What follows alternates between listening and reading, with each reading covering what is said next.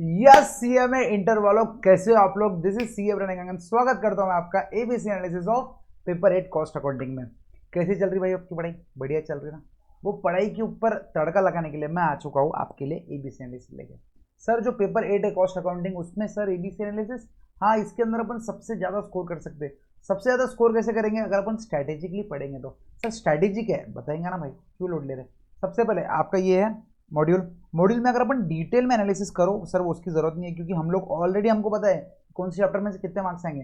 बस आप हमको इतना बता दो कि what is the expected paper pattern, and उसके उस हिसाब से हमको ए पहले क्या पढ़ना चाहिए, बी दूसरे सेकंड में क्या पढ़ना चाहिए, और सी और लास्ट में क्या पढ़ना चाहिए, ये आप लोग सुन लो। सबसे पहले आपको ये मालूम है कि सबसे पहले introduction to cost accounting cost sheet का क्वेश्चन आता है 7 मार्क्स का, फटाफट सुन लो। First chapter introduction to cost accounting cost sheet का क्वेश्चन आता है 7 मार्क का, कंपलसरी क्वेश्चन, 7 मार्क का कंपलसरी क्वेश्चन है, ठीक है। फिर एलिमेंट्स ऑफ कॉस्ट में material, labour, direct expense, overheads. लेकिन मटेरियल या लेबर, कभी मटेरियल आता, कभी लेबर आता, फिर लेबर आता, फिर लेबर आता, फिर मटेरियल आता, फिर लेबर आता, कभी भी कुछ भी आ सकता है। ये दोनों चैप्टर मिला के 7 मार्क।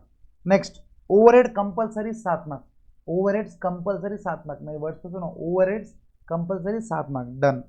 फिर कॉस्ट अकाउंटिंग स्टैंडर्ड्स, एक theory question 7 mark 100%। Cost book keeping question 7 mark 100% question. मतलब ये ऐसा है कि मतलब तुम ये चैप्टर पढ़ के जाओगे तो तुमको 7 मार्क 100% मिलेंगे। सीए के जैसा नहीं है इसके अंदर, सीए में कि इन्होंने बोला कि देंगे या नहीं भी दे सकते, मतलब कभी कभी पैटर्न चेंज कर देते। लेकिन सीए में भाई भगवान की कृपा से अभी तक तो ये लोगों ने इतना ड्रास्टिकली पैटर्न नहीं चेंज किया। इन्होंने बोला 7 मार्क देंगे तो 7 मार्क देंगे। हाँ कोई कोई क्वेश्चन नंबर ऊपर नीचे हो जाता, लेकिन क्वेश्चन नंबर भी इनका सेम रहता। मतलब क्वेश्चन नंबर 2 है 100% कॉस्ट शीट ही रहता। मतलब इससे ज़्यादा क्या चाहिए भाई तुमको। इसके अलावा सर मेथड्स ऑफ कॉस्टिंग में है job, batch, contract, process, operating, ये सब में। तो ये 5 चैप्टर मिला के 3 क्वेश्चन 7 मार्क के, डन। उसके बाद कॉस्ट अकाउंटिंग टेक्निक में 3 चैप्टर है, मार्जिनल, स्टैंडर्ड और बजट। सर मार्जिनल का 14 मार्क्स का 100% क्वेश्चन, 100% मतलब लॉक किया जाए, लॉक किया जाए, yes. Standard costing 7 mark, budget 7 mark. अभी ऐसी हवा चल रही है कि शायद मार्जिनल और स्टैंडर्ड में अदला बदली हो सकती है, लेकिन स्टैंडर्ड के पेपर नंबर 8 में इतने कोई भारी क्वेश्चन नहीं है जो 14 मार्क के लिए पूछ लेंगे। अगर स्टैंडर्ड का क्वेश्चन 14 मार्क के लिए आया तो मतलब वो बोनस क्वेश्चन रहेगा। अच्छे क्वेश्चन वो लोग मार्जिनल भी बना सकते हैं, क्योंकि उधर मतलब उधर 2-3 चीज़ें निकालनी पड़ती, तो 14 मार्क के लिए परफेक्ट क्वेश्चन मार्जिनल बनता। अब ऐसी हवा क्यों आ रही, मैं अगर आपको बताऊँ तो उसके पीछे का रीज़न है मॉडल क्वेश्चन पेपर में ऐसी उन्होंने मस्ती की है। जो आपके इंस्टीट्यूट के मॉडल क्वेश्चन पेपर आते हैं उन्होंने उधर मस्ती की है। स्टैंडर्ड कॉस्टिंग का एक क्वेश्चन 14 मार्क के लिए दिया और मार्जिनल कॉस्टिंग का क्वेश्चन 7 मार्क के लिए दिया। तो उन्होंने बस वो अक्षय कुमार का डायलॉग ऐसा ऐसा किया। लेकिन मुझे तो नहीं लगता पर्सनली, आया तो भी कोई बड़ी बात नहीं, बोनस रहेगा। स्टैंडर्ड कॉस्टिंग का क्वेश्चन 14 मार्क्स के लिए आया तुम, और मार्जिनल कॉस्टिंग अगर 7 मार्क्स के लिए आएगा तो फिर तो एकदम लप्पा क्वेश्चन आएगा। ठीक है सर। बजट ये हो गया सर अपना पूरा, मैंने एनालिसिस बता दिया कौन से चैप्टर में से कितना आएगा। सर एक्सपेक्टेड पेपर पैटर्न देख लो, मतलब पिछले 5 से 6 अटेम्प्ट में ऑलमोस्ट यही सीरीज फॉलो हुई है। इसके अलावा मतलब एक हाथ क्वेश्चन इधर उधर गया होगा, बाकी सेम सेम सेम मतलब सेम। सबसे पहले एमसीक्यू, 15 एमसीक्यू आते हैं 2 मार्क ईच। सर ये 10 2 क्या है, 10 2 3 10 इजी, 2 मीडियम और 3 हार्ड लेवल के आते हैं। ठीक है, मैं आपको बता रहा हूँ आते हैं। सर उसका क्या करें, जय माता दी, नेगेटिव मार्किंग नहीं है ना, क्यों टेंशन लेने का, जय माता दी करने का, आगे बढ़ने का, डन।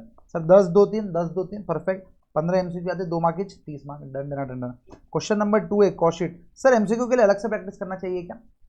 बिल्कुल करना चाहिए, अगर आपके पास बहुत ज़्यादा टाइम है तो। अभी अगर आपकी पढ़ाई हो चुकी होगी दिसंबर 25 के लिए, तो आपको एमसीक्यू के लिए अलग से प्रैक्टिस करना चाहिए, वरना एमसीक्यू के लिए अलग से प्रैक्टिस करने की कोई जरूरत नहीं है। आप लोग जब कंसेप्ट पढ़ते हो ना, मान लो मटेरियल का कोई चैप्टर पढ़ रहे या मार्जिनल कॉस्टिंग पढ़ रहे, तो आपको ये मालूम रहेगा कि बी पे निकालने के टाइम पे fix cost upon contribution per unit कर दे, या तो fix cost upon PV ratio करते हैं। सर क्या बोल रहे सर, कंफ्यूज मत करो सर, एबीसी एनालिसिस में कंफ्यूज कर दे रहे, याद है ना। तो बस वो एक आधा वो छोटा बोल देंगे, वो फिक्स कॉस्ट दे देगा, पीवी रेशो दे देगा, वो बोलेगा चलो बीईपी निकाल लो, उसमें बोलेगा एमओएस निकाल लो, और कुछ कुछ थियरी क्वेश्चन पूछेगा। तो ये 15 क्वेश्चन में प्रैक्टिकल भी आता है, थियरी भी आता है, ठीक है। अब इतना एकदम डिटेल में बाइफर्केशन में मत जाओ, उससे अच्छा पढ़ाई में चल लो, पढ़ाई कर लो। सेकंड क्वेश्चन का एक कॉस्ट शीट 100% लॉक किया जाए, 1 करोड़ का सवाल आएगा, उसमें यही बोल देना कॉस्ट शीट आएगा, तो आपको पूरे 1 करोड़ मिल जाएंगे, सही बता रहा। Cost sheet 7 mark, done. फिर लेबर या मटेरियल 7 मार्क, डन। एक तो लेबर में से क्वेश्चन आएगा या मटेरियल में से क्वेश्चन आएगा। 2B लॉक किया जाए। 3A ओवरहेड्स लॉक किया जाए, 7 mark. 3B cost accounting standards, इसके अंदर कभी कभी रिको पूछ लेता है, मतलब मेजोरिटी रिको पूछ लेता है, इसलिए मैंने क्वेश्चन का नाम ही लिख दिया रिकंसिलिएशन। रिको मतलब रिकंसिलिएशन। तो ओवरहेड्स, कॉस्ट अकाउंटिंग, रिकंसिलिएशन, मतलब ये चैप्टर ऐसा है जिसको जमता उसको एकदम अरे क्या ही चैप्टर है, और जिसको नहीं जमता सर क्या ही चैप्टर है। इसमें दो ही प्रकार के लोग रह सकते हैं, वो तुम किस में कमेंट करके बताओ कि कॉस्ट अकाउंटिंग का रिको तुमको जमता, बाप रे सर मेरे को तो बहुत डर लगता, तो आप उसमें हो, या सर वो तो बहुत ईजी है। इसमें कोई बीच वाले लोग नहीं रहते, ठीक है। कॉस्ट अकाउंटिंग स्टैंडर्ड एक तो बहुत अच्छे से जमता, या तो कुछ भी नहीं जमता, ऐसे ही लोग मिलेंगे आपको। सर उसके बाद 4A 4B और 5A, इसके अंदर वो मेथड्स ऑफ कॉस्टिंग वाले 5 चैप्टर में से 3 क्वेश्चन आएंगे। एक तो ऑपरेटिंग या सर्विस, मतलब सर ऑपरेटिंग सर्विस एक ही क्वेश्चन है, ऑपरेटिंग कॉस्टिंग आएगा, या मतलब ऑपरेटिंग या सर्विस उसका नाम अलग है लेकिन चैप्टर एक ही है वो ऑपरेटिंग कॉस्टिंग, ठीक है। सर्विस कॉस्टिंग नाम का कोई चैप्टर नहीं है। नेक्स्ट कॉन्ट्रैक्ट और प्रोसेस, ये दो में से एक आएगा, कॉन्ट्रैक्ट या प्रोसेस। और लास्ट में अगर कॉन्ट्रैक्ट इधर आया तो प्रोसेस इधर आएगा, प्रोसेस या जॉइंट प्रोडक्ट। अब ऐसा हो सकता है कि जॉइंट बाई प्रोडक्ट का इधर क्वेश्चन आए तो यहाँ पर प्रोसेस आ सकता है, लेकिन सर ऑपरेटिंग कॉस्टिंग का 100% क्वेश्चन आता ही आता है। डन डन डन, ठीक है। मतलब इतना भी देखो एबीसी एनालिसिस है ना तुम्हारे लिए एक वो है, लेकिन इसके बेसिस पे अपन पढ़ाई करेंगे ऐसे सोच बिल्कुल नहीं रहने को ना। हाँ इसके बेसिस पे मैं जो बोलूँगा ए पहले पढ़ो बी बाद में पढ़ो सी, वो वैसा नहीं है। ए बहुत अच्छे से पढ़ो, मतलब ऐसा है कि मैंने नीचे बताया है ए कितने मार्क्स का आने वाला है। फिर 5B standard costing 100% standard costing. कुछ लोगों को ये भी क्वेश्चन ये भी ऐसा है कि कुछ लोगों को लगता है कि बहुत टफ चैप्टर है और कुछ लोगों को लगता है कि ईजी है। जिसको लगता है ईजी है तुम वहम में हो, अगर स्टैंडर्ड कॉस्टिंग का ऐसा कोई क्वेश्चन फेंक के मारेंगे ना तुम्हारी टाइटाई फीस हो जाएंगी। तो ये क्वेश्चन हमेशा मोस्टली बच्चे क्वेश्चन नंबर 5 ऑप्शन में रखते हैं। अगर सही में लप्पा क्वेश्चन आ गया तो 7 मार्क इस बहुत बड़ी बात नहीं है, लेकिन सीए की अगर क्वेश्चन डाल दिया इन्होंने फिर तो तुम, मैं आपको अभी से बता रहा एबीसी एनालिसिस में बता दे रहा कि इसको तुम ऑप्शन में छोड़ के जाना, ठीक है। Done sir. 6 मार्जिनल कॉस्टिंग, एकदम मक्खन फेवरेट चैप्टर सभी का, क्योंकि सब लोग 14 मार्क का है बोल के उसके ऊपर बहुत फोकस करते हैं और करना भी चाहिए क्योंकि 14 मार्क्स का चैप्टर है। 7A बजट और CAS। Sir cost accounting standards, ये थियरी क्वेश्चन है एकदम, मतलब कोई ना कोई मतलब वो बोल देगा कि बताओ CAS 6 के बारे में बता दो, CAS 7 के बारे में, 20 के बारे में, 21 के बारे में, तो आपको 7 मार्क के लिए लिखना है। तो यहाँ पर एक चैलेंज आ जाता 7 मार्क के लिए लिखने का, लेकिन ये चैलेंज फिर भी ठीक है स्टैंडर्ड से। तो ये बजट और ये साथ में रहता। एक तो आप मतलब दो ही क्वेश्चन लोग अक्सर छोड़ते हैं, क्वेश्चन नंबर 5 छोड़ते हैं या क्वेश्चन नंबर 7 छोड़ते हैं। अगर स्टैंडर्ड कॉस्टिंग का क्वेश्चन इजी आ गया तो क्वेश्चन नंबर 5 करके क्वेश्चन नंबर 7 छोड़ देते हैं। अगर स्टैंडर्ड कॉस्टिंग का क्वेश्चन ऐसा आया कि उसमें 1 मार्क भी नहीं मिलने वाले तो थियरी लिख के 2-3 मार्क तो ले लेते। बजट का क्वेश्चन भी आ जाता, लोगों को जॉइंट और बाई प्रोडक्ट का क्वेश्चन भी आ ही जाता, मतलब प्रोसेस का आ जाता। क्लियर है सर? डन सर, मजा आ गया सर। सर 100% ऐसे रहेगा क्या? 99.99%, 100% कैसा भाई, मैं सीए में इंस्टीट्यूट का पेपर थोड़ी बना रहा आपके लिए। इसके अलावा सर क्वेश्चन नंबर 8 रहेगा पूरा थियरी, इसको तो बच्चे अटेंड करते ही है क्योंकि 5-5-4 मतलब होता क्या 14 में से अगर तुम अच्छी थियरी लिख ली, अच्छी थियरी लिख ली है तो तुमको 8 से 9 मार्क तो दे ही देते वो लोग। अगर तुमने पॉइंट वाइज लिखा, तुमने सभी फेंक दिया तो फिर 2-3 मार्क देंगे वो लोग। तो वही है, क्योंकि अपन 2 क्वेश्चन छोड़ सकते हैं ना, 8 में से आपको सिर्फ 6 ही क्वेश्चन करना है, तो एक क्वेश्चन रहता कि ये छोड़ दें। अगर देखो अब इसके अंदर ये चैलेंज है, तुमको स्टैंडर्ड कॉस्टिंग जमता तो तुम ये 2 क्वेश्चन छोड़ोगे, तुमको स्टैंडर्ड कॉस्टिंग नहीं जमता तो स्टैंडर्ड कॉस्टिंग और थियरी वाला क्वेश्चन छोड़ोगे। तो it's a matter of planning कि मेरे को कौन सा जमता, मेरे को कौन सा नहीं जमता। मेरे को पर्सनली स्टैंडर्ड कॉस्टिंग जमता तो मैं तो ये वाला क्वेश्चन अटेंड करता, लेकिन जब बच्चों से बात होती है वो बोलते सर स्टैंडर्ड कॉस्टिंग से डर लगता क्योंकि वो दर्द है उसके अंदर। तो भाई क्वेश्चन नंबर 5 छोड़ दो ना, क्वेश्चन नंबर दूसरे कर लो, उसमें क्या है, अपने पास 2 ऑप्शन है ना। क्लियर है दोस्तों? बोलो बोलो, और कुछ डाउट बोलो सर। डाउट सर 8 मतलब 7 क्वेश्चन है, फर्स्ट क्वेश्चन तो एमसीक्यू रहता, तो ये 7 में से आपको अपने को सिर्फ 5 करने पड़ते हैं, 2 क्वेश्चन आपके पास ऑप्शन देते हैं छोड़ने के लिए। 5 × 14 मार्क्स ये हो गया था 70 प्लस 30 मार्क्स के एमसीक्यू हो गए 100 मार्क्स का paper. Done done done done. अब आगे एबीसी एनालिसिस पे। Sir A analysis A category मेरे हिसाब से ये रहने को ना आपकी, क्योंकि ये कंपलसरी क्वेश्चन है। सबसे क्वेश्चन फर्स्ट क्वेश्चन है कॉस्ट शीट, मटेरियल, लेबर। इससे क्या होगा आपका, ये एक साथ क्वेश्चन आता 2 क्वेश्चन पूरा का पूरा कंप्लीट, 14 मार्क्स डन। फिर overhead, marginal, cost accounting standards बहुत इजी है, अगर मतलब जिसको नहीं आता ना, अगर उसने ईमानदारी से, अभी हमारे रिवीजन सेशन भी चालू हो गए, आप वो रिवीजन सेशन भी सुनोगे ना आपको कॉन्फिडेंस एकदम ऑटोमेटिकली बिल्ड हो जाएगा। तो अगर किसी को कॉस्ट अकाउंटिंग स्टैंडर्ड्स में दिक्कत जा रही रिकवर करो में, तो हमारा आने वाले कुछ दिनों में रिविजन आने वाले हैं, तो प्लीज़ उसको अटेंड करना, आपका है ना एकदम मक्खन बना देंगे, दैट इज माई गारंटी। तो देखो ये एक कैटेगरी में मैंने ये जो चैप्टर्स डाले ना ये बहुत सोच समझ के डाले, क्योंकि आप देखोगे तो आपका क्वेश्चन नंबर 2 एक कवर हो गया, 3 में ओवरहेड्स और कॉस्ट अकाउंटिंग स्टैंडर्ड्स कवर हो गया, मतलब 2 question covered, marginal costing 3 question covered, फिर बजट के साथ साथ थियरी है, तो ऑलमोस्ट वो थियरी अटेंड करने में आ जाती है, क्योंकि सीएस अपन ऑलमोस्ट हर चैप्टर में उसका रेफरेंस पढ़ती है। मान लो मटेरियल के ऊपर लिखने बोला तो आपका मटेरियल के पास इतना ज्ञान है तो आप लिख ही लेते। तो इनडायरेक्टली अपन ने कैटेगरी ए में 4 क्वेश्चन कवर कर लिया। 4 क्वेश्चन मतलब कितना हो गया, 14 इंटू 4 हो गया दोस्तों, 56 मार्क्स प्लस एमसीक्यू के साथ अगर गिनेंगे अपन तो 59 मार्क्स तक अपन ने कवर कर लिया। समझ रहे? तो ये मतलब ये चैप्टर्स को आपको इतना एकदम तगड़ा बनाने को ना, इसमें अगर दिक्कत जा रही ज़्यादा प्रैक्टिस करो, ये चैप्टर्स को छोड़ना ही नहीं है। तो ये चैप्टर को छोड़ोगे ना तो फिर अपना एग्जामिनेशन थोड़ा तकलीफ में आ जाएगा बच्चों। फिर है category B methods of costing, क्योंकि इसके अंदर 3 क्वेश्चन आपको मालूम है 7 7 7 21 मार्क्स। सर 30 मार्क्स क्यों लिखे? क्योंकि इसमें से एमसीक्यू बहुत पूछ लेते हैं वो लोग, 3-4 एमसीक्यू भी पूछ लिया, मतलब 8-9 मार्क हो गए, 30 मार्क का इधर आ गया।